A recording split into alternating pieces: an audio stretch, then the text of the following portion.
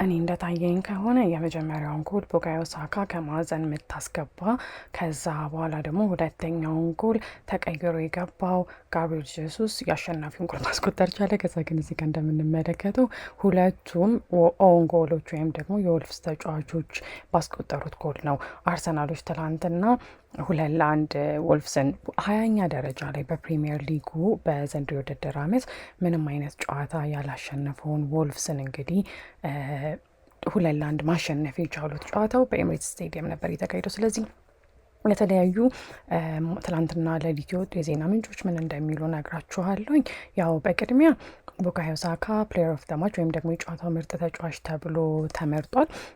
ስለዚህ የተለያዩ የዜና ምንጮች አርሰናሎች በጣም ጠቃሚ የሆነ ድል በኤምሬትስ እንዳስመዘገቡ ነው እየዘገቡ ያሉት። የስፔን የስፖርት ተንታኞች ደስተኛ አልነበሩም በአርሰናል አቋም። በቃ በተለይ ስለ አርቴታ ሲያወሩ አርቴታ በትላንቱ ውጤት ደስተኛ ይሆናል፣ በተጫዋቾቹ ግን ደስተኛ አይሆንም እያሉ ሲናገሩ ነበረ። ለምሳሌ ዴክላን ራይስ ምንም አይነት ልዩነት አልፈጠረም ብለው ኦዴጋርድንም ብቻ ተጫዋቾቹን እንዳለ እየጠቀሱ ሲያወሩ ነበረ። ቡካዮ ሳካን መቼስ ምንም ማለት የሚችሉ አይመስለኝም። ምክንያቱም ሁለቱም ጎሎች የተቆጠሩት እድሜ ለቡካዮ ሳካ በሚያስብል መልኩ ስለሆነ ነው። ጋብሪኤል ጄሱስ ከጨዋታው በኋላ ጥያቄ ተጠይቆለን ነበር። ያው በቃ ስሜቱ መቼስ በጣም ጥሩ ነው የሚሆነው ኢት መስት ሃቭ ፌልት ግሬት፣ በተለይ የማሸነፊያውን ጎል እሱ በማስቆጠሩ ማለት ነው። ኦልሞስት ከ12 ወራት በኋላ ነው ከጉዳት ወደ ሜዳ የተመለሰው።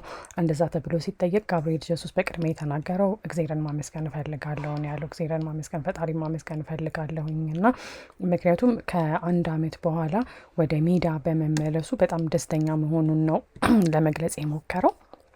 አሁን ወደ የስፔን ዘገባ በምንሄድበት ጊዜ ያው አርሰናሎች በአሁኑ ሰዓት ላይ በ36 ነጥብ ፕሪሚየር ሊጉን እየመሩ ነው። ማንቸስተር ሲቲዎች ዛሬ ከክሪስታል ፓላስ ጋር ጨዋታ አላቸው። ስለዚህ ያ ጨዋታ እስኪደረግ ድረስ ያው ማንቸስተር ሲቲዎች ቢያንሳቸው ይወጣሉ፣ ይሸንፋሉ ተብሎ ተስፋ በማድረግ በ31 ነጥብ በ5 ነጥብ ልዩነት ይገኛሉ። ከዛ አስተን ቪላም አለ በ30 ነጥብ 3ኛ ደረጃ ላይ ይገኛል። ቼልሲዎች በ28 ነጥብ 4ኛ ናቸው። ክሪስታል ፓላስ ደግሞ 26፣ ሊቨርፑል ከትላንትናው ድሉ በኋላ በድጋሚ በ26 ነጥብ 6ኛ ደረጃ ላይ ሲሆን ማንቸስተር ሲቲ ዛሬ ነገ ነው አይደል ያላቸው። ነገ የሚያሸንፉ ከሆነ ደግሞ 25 ነጥብ ነው ያላቸው። አሁን ከሊቨርፑል በላይ ሊሆኑ ይችላሉ። ክሪስታል ፓላስ ራሱ ዛሬ በሲቲ ከተሸነፈ ከክሪስታል ፓላስ በላይ ራሱ ሊሆኑ ይችላሉ። ምክንያቱም 25 ነጥብ ነው ያላቸው እና የስፔን ዘገባ ምንድን ነው የሚለው አርሰናሎች በሁለት ኦን ጎሎች ወይም ደግሞ ወልፍሶች ራሳቸው ላይ ባስገቡት 2 ጎሎች they were rescued ተርፈዋል ብሎ ነው እያወራ ያለው እና ባለቀ ሰዓት ላይ በቃ የመጨረሻው ፊሽካ ሊነፋ ሰከንዶች ሲቀሩት ነው አርሰናሎች ማሸነፍ የቻሉት ተብሏል። ስለዚህ ማንቸስተር ሲቲዎች ያው ዛሬ ክሪስታል ፓላስን በማሸነፍ የ5 ነጥቡን ልዩነት ለመቀነስ እንደሚጠሩ ነው የገለጸው እና ምንድነው በትላንትናው ጨዋታ ቤን ዋይት ጉዳት አጋጥሞታል። ዊሊያም ሳሊባ ከ4 ጨዋታ አልተሰለፈም ነበረ በጉዳት ምክንያት። ከዛ እሱ ተመልሷል። ጋብሪኤል ማስኬራ እና ካላፊዮሪ ነበሩ። ሞስኬራ ብቻ ሌላ ምን አለ እዚህ ጋር ኤስፔን ያቀረበው እናንተ ማወቅ ያለባችሁ። ወደ ዘጋርዲያን ዘገባ እንሂድ። ዘጋርዲያን አርስተ ዜና ያደረገው ያው የቡካዮ ሳካ ያቀበላቸው ክሮሶች ወይም ደግሞ የእሱ ክሮሶች አርሰናሎች 2 ኦን ጎል እንዲያገኙና ወልፍስን የማሸነፊያ መንገድ እንዲያገኙ አድርጓቸዋል ነው ያለው። ስለዚህ ቡካዮ ሳካ ስኮርስ forced 2 own goals, crosses not scores, crosses forced 2 own goals as Arsenal somehow found a way to win against committed Wolves. ወልሶች ትላንትና ለአርሰናል ከባድ ነበሩ። ስለዚህ አርቴታ ከጨዋታው በኋላ ምንድን ያለው ከባድ ጨዋታ እንደሚሆን መጀመሪያ ታውቀኝ ነበረ። በመጀመሪያው አጋማሽ ላይ ብዙ ክስተቶች አጋጥመውን ነበረ እና በአደገኛ ዞኖች ላይ ወይም በአደገኛ ቦታዎች ላይ እኛ ያው ትንሽ ከብዶን ነበረ። ክሊር የሚባሉ ወይም ደግሞ ንጹህ የኳስ እድሎችን መፍጠር አልቻለም። በሁለተኛው አጋማሽ ላይ የተሻለ ተንቀሳቅሰናል፣ ጎልም አግብተናል። ከዛ ግን 3 ደቂቃ ላይ በጣም የመከላከል ስልታችን ደካማ ነበረ። ያ ደግሞ ከኛ ደረጃ ጋር ማሄድና ተቀባይነት የሌለው ነው በማለት ተናግሯል።